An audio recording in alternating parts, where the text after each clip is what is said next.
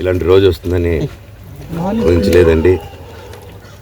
నిజంగా మీడియా మిత్రులకి, ముఖ్యంగా ఇద్దరు అన్నలకి నా క్షమాపణలు. మా నాన్న తరఫున, మా అన్న తరఫున నేను సారీ అడుగుతున్నాను. నేను నీ తమ్ముడు అనుకోండి, మీ వాడిని అనుకోండి, మీకు నీ తోడుంటాను. మీకు ఏదున్నా నాకు ఫోన్ చేసేదండి. నేను ఎప్పుడు ఒక్క కాల్ దూరంలోనే ఉంటాను. I will always be there to support you and your family. And I'm sorry, నా కోసం సపోర్ట్ చేసేదానికి వచ్చి మీకు ఇలా జరగడం నాకు చాలా బాధగా ఉంది.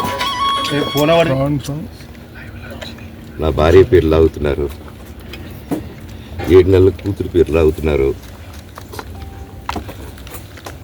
నేనేం అడగలేదు, సొంత కాళ్ళ మీద పనిచేస్తున్నాను. మా ఆవిడ కూడా వాళ్ళ ఇంటి వైపు ఏ డబ్బు తీసుకురాలేదు, వాళ్ళ ఇంట్లోనూ డబ్బు అడగలేదు, నేను అడగలేదు, ఆస్తి అడగలేదు. మా ఆవిడ 7 నెలలు గర్భవతిగా ఉన్నప్పుడు తనకి 7 నెలలు ఉన్నప్పుడు మా అంకుల్ వాళ్ళు ప్రతి ఒక్కరూ 7 నెలలు కాదు కదా 7 నెలలు తను ప్రెగ్నెంట్గా ఉన్నప్పుడు మా అంకుల్ విజయవాడలో ఉంటారు. అండ్ ఇక్కడ కొంతమంది అంకుల్ నాన్నగారు బాగా క్లోజు. మనోజ్, నువ్వు ఎన్నో సంవత్సరాలు ఇంటికి బయటగా ఉన్నావు, నీ సొంతంగా ఉన్నావు. మీ నాన్నగారు అమ్మగారు ఒకరే ఉన్నారు.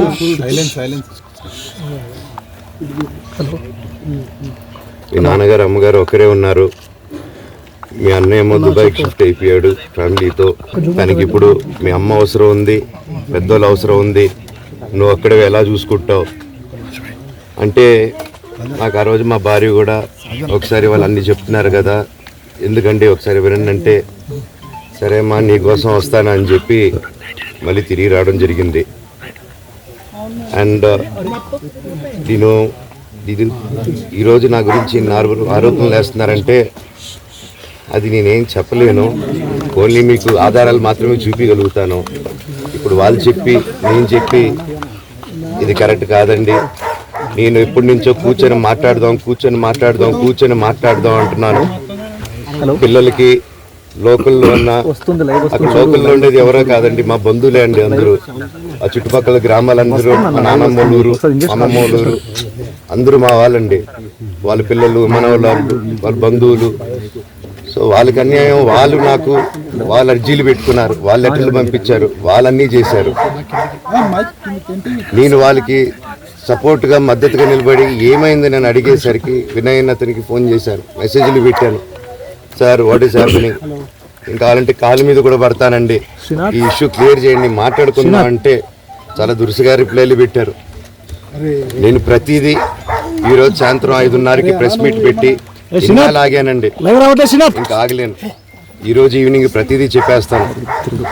ఆ రోజు నేను పోలీసు సపోర్ట్ అడిగినప్పుడు స్టేషన్కి 100కి ఎందుకు ఫోన్ చేశాను, ఆ 100 దగ్గర నుంచి నేను పర్మిషన్ ఇస్తున్నాను, నాకు ప్రాబ్లం లేదు, మీరు ఒప్పుకుంటే మీరు మీ వల్ల అయితే 100లో నేను ఏం మాట్లాడానో మీరు తీసుకొని వినండి. ఆ రోజు ఆ హీట్ మూమెంట్లో జరిగిన మూమెంట్లో మాట్లాడాను. ఇంట్లో 10 బండ్లు ఉన్నాయి, అందరూ ఉన్నారు ఇంట్లో. మరి ఇన్ని బండ్లు ఉంటే ఇంట్లో ఎవరికైనా ఏదైనా అయితే కారుల్లో తీసుకెళ్తాం. ఆ రోజు 108 అంబులెన్స్ వచ్చింది మా ఇంటికి. ఈ విషయం ఎవరికైనా తెలుసా? పోలీసులు కూడా తెలుసు, అది ఎస్ఐ గారికి తెలుసు. అది బయటికి రాదు కానీ రికార్డులో ఉంటుంది కదండి, అది కనుక్కోండి సార్ 108 ఎందుకు వచ్చిందని.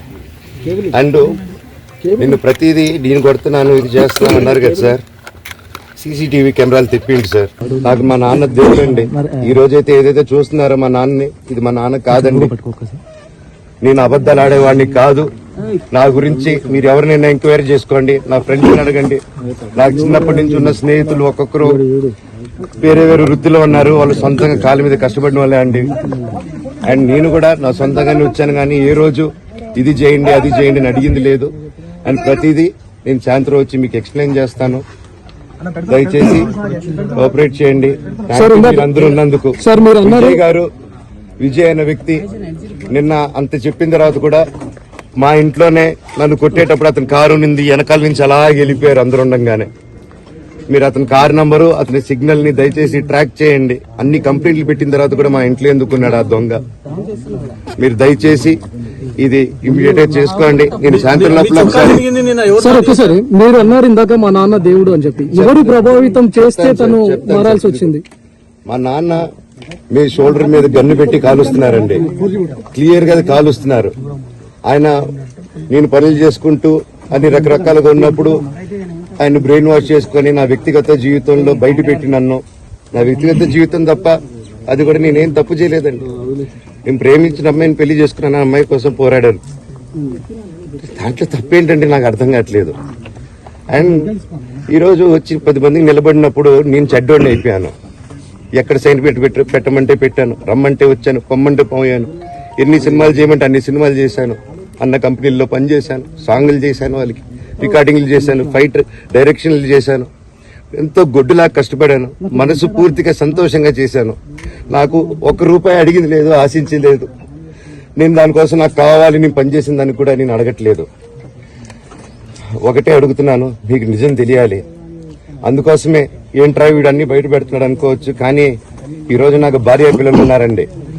ఈ రోజు నేను నిలబడకపోతే రేపు నా కొడుకు పెద్దోడైన తర్వాత, కూతురు పెద్ద అయిన తర్వాత వాళ్ళకి నేను సమాధానం చెప్పుకోలేను. నేను దొంగతనం చేసి వేరే వాళ్ళు కడుపులు కొట్టి నా పిల్లల మొహం నేను చూడలేను, ఆ కూడు నా పిల్లలకి పెట్టలేను. మా నాన్న నన్ను అలా పెంచలేదు, మా అమ్మ నన్ను అలా పెంచలేదు. మధ్యలో మా అమ్మ నలిగిపోతుంది. మా అమ్మని హాస్పిటల్లో అడ్మిట్ అయ్యారని చెప్పి నేను అబద్ధాలు ఆడారు. హాస్పిటల్కి వెళ్ళి చెక్ చేయించుకుంది అమ్మ. నువ్వు వెళ్ళిపో ఇంట్లో నుంచి, నువ్వు వెళ్ళిపోతే వీడిని చూసుకుంటావు మేమంటే, మేము మంచిగా మాట్లాడి పంపిస్తా అంటే నమ్మి ఆవిడ 3 రోజుల నుంచి దడదడగా ఉంటే వెళ్ళింది అమ్మ. అంటే ఏజీకి వెళ్ళడం వాస్తవం చూపించుకొని ఇమీడియట్ గా మా అన్నింటికి వెళ్ళిపోయి అన్నింట్లో పడుకున్నారు. మీకు ప్రతిదీ తెలుస్తుంది. ఈ రోజుల్లో ఏది దాచలేరు. మరి ఇంత క్యారెక్టర్ అసాసినేషన్ నేను చేయని దానికి చేశారని, నా భార్య వచ్చిన తర్వాత నేను చెడ్డోడినయ్యానని, అదే వాళ్ళ తల్లిదండ్రులు ఉండుంటే గమ్మునుంటారా అండి? ఈరోజు నేను గమ్మునుంటే ఎలా అండి? తనకి తల్లి అయినా తండ్రి అయినా అన్ని నేనే అండి. ఈరోజు తను వాళ్ళ ఇంట్లో ఆధారపడదు, నేను మా ఇంట్లో ఆధారపడను. నేను నా సినిమాలు చేసుకుంటున్నాను. తను సొంతంగా ఒక టాయ్ కంపెనీ పెట్టుకుంది. లాక్డౌన్ లో నా అహం బ్రహ్మాస్మి సినిమా మా ప్రేమ కోసం ఆపేసినప్పుడు నిర్దాక్షిణంగా నేను చెన్నైకి షిఫ్ట్ అయిపోయి ఊర్లో వద్దని మేము అక్కడ కూర్చొని, నేను మనోజ్ నువ్వు బొమ్మలు గీస్తావు కదా, కథలు రాస్తావు కదా, బొమ్మలకి ఆత్మనిర్భర్ అని నరేంద్ర మోడీ గారు అనౌన్స్ చేశారు. ఈ బొమ్మలు, నీకు బొమ్మలు ఇష్టం, పిల్లలు ఉన్నారు, మనమే క్రియేట్ చేద్దాం బొమ్మలు అంటే నేను డ్రాయింగ్లు చేసి కథలు రాసుకొని నా ఫ్రెండ్స్ దగ్గర కొంచెం అప్పులు చేసుకొని మేమే పెట్టుబడులు పెట్టుకుంటూ, నా ఫ్రెండ్స్ కూడా పెద్ద కష్టపడి వచ్చిన వాళ్ళండి. వాళ్ళకున్న కొంతలో నాకు పంచుకుంటూ, మమ్మల్ని కాపాడుకుంటూ, ఒకరినొకరు కాపాడుకుంటూ నిలబడి ఈ రోజు మనీని నిలదొక్కున్నాం అండి. నేను నా భార్య, తను కష్టపడుతుంది. ఇప్పుడు కాశ్మీర్ నుంచి కన్యాకుమారి వరకు ఓన్లీ తను, నేను, ఇంకొక 3-4 కలిసి దీన్ని ఇంత దూరం తీసుకొచ్చామండి. ఈ రోజు నేను మళ్ళీ సినిమాలకు వచ్చేసాను. అందుకే ఈ రోజు నేను నిలబడపోతే ఇది నా పిల్లలకి చెప్పేది కరెక్ట్ కాదు, ఎవరికి కరెక్ట్ కాదు. ఇన్నాళ్ళు గమ్మునున్నాను ఓకే, కానీ వాళ్ళ నాన్న ఆస్తుల కోసం కొట్లాడుతున్నాడా, మంచి కోసం నిలబడుతున్నాడా అనేది ఈ రోజు మీకు సాయంత్రం వచ్చిన ప్రూఫ్స్ అన్ని వదులుతాను. కాల్చే వినయ్కి, మా అన్నకి సాయంత్రం సార్ ఎవరు ప్రభావితం చేస్తే అలా మారుతున్నారు సార్ మోహన్ బాబు గారు? ఎవరు ప్రభావితం సార్? ఇప్పుడు సిపి ఆఫీస్ కి వెళ్తున్నారా? సిపి ఆఫీస్ కి వెళ్తున్నారా? సార్ సిపి ఆఫీస్ కి వెళ్తున్నారా చెప్పండి. అవునండి, నన్ను హాజరుపరచమన్నారు, 10:30 రమ్మన్నారు. మీరందరూ చూశారు. నాకు మొన్న ఫస్ట్ రోజు తగిలి బాగా నొప్పి వచ్చింది, మెడ, కాలు. 3 వారాల క్రితం ఫైట్ లో నాకు మజిల్ టైర్ అయింది, గ్రేడ్ 1 టైర్ రైట్ లెగ్ లో. లెఫ్ట్ లెగ్ లో మళ్ళీ దెబ్బలు తగిలాయి మొన్న. సో అందుకే కొంచెం బ్యాలెన్స్ ఇది ఉంది. మందులు హెవీ మెడికేషన్ ఇచ్చారు, హెవీ ప్యాచ్ కూడా వేశారు నాకు. దానివల్లే కొంచెం నడుస్తున్నాను. అండ్ ఇప్పుడు అందుకే రిక్వెస్ట్ చేసుకుని, సార్ నాకు కొంచెం టైం ఇవ్వండి, పాప ఉంది, సెటిల్ చేసుకొని నేను వస్తాను సార్, కొంచెం సెట్ చేసుకుని అని పోలీసులు గారికి రిక్వెస్ట్ చేశారు. మీ నాన్నగారు నిన్న ఒక ఆడియో రిలీజ్ చేశారు, అందులో చెప్తున్నారు మనోజ్ మద్యానికి బానిస అయ్యారు అని. అంటే ఇదొక కామెంట్ ఏమంటారు? మద్యానికి బానిస అయ్యి ఇలా ప్రవర్తిస్తున్నాడు, అందుకే నేను మనోజ్ విషయంలో సీరియస్ గా ఉన్నాను అని చెప్తున్నారు. సార్ మద్యానికి బానిస ఎవరిని కొట్టాను సార్? నా పిల్లల్ని కొట్టానా, నా భార్యను కొట్టానా, మా అమ్మని కొట్టానా, మా నాన్నని కొట్టానా? ఇవన్నీ నీ మధ్యాహ్నం బ్యాలెన్స్ అందరినీ కొడుతున్నాను పొన్నాలు కొడుతుంటే సీసీటీవీలు తెప్పిండి సార్. అది దొంగతనం చేసింది నేను కాదు సార్, అది తెప్పిండి సార్ అంతా. అప్పుడు మాట్లాడదాం సార్ మనోజా ఎవరా అని. ప్రెస్ మీట్ ఎక్కడ పెడతారు సాయంత్రం? చెప్తానండి, నాకు ఇంకా కొంచెం క్లారిటీ రావాలి.